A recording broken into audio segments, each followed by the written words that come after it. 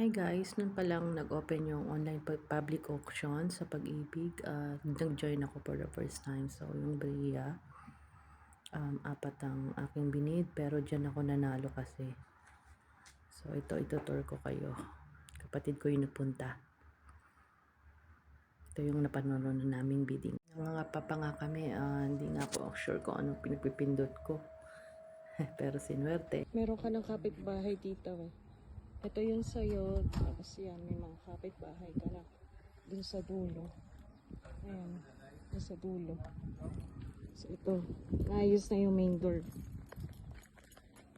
Yun yung sa'yo. Tapos, magiging malaki lang daw yan pag lalagyan mo ng fence, ng gate. So, sakop mo yung ano, hanggang wall na itong kabila. Hanggang wall na itong kabila. Pwede mo kabitan ng ano yan, ng fence. Kaya malaki daw. Pati yung sa likod.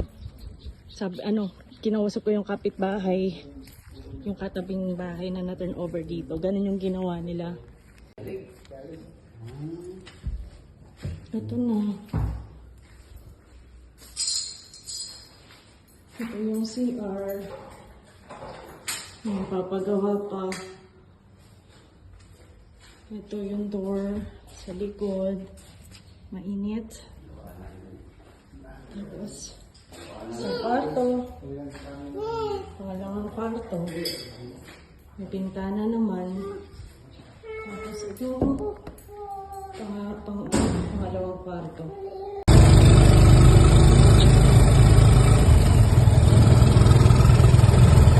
Paglabas ng Bria, ayan, medyo malayo pa. Kasi ito daw dati yung ginagawang kamelya na hindi na tinapos. So medyo malayo pa sa highway.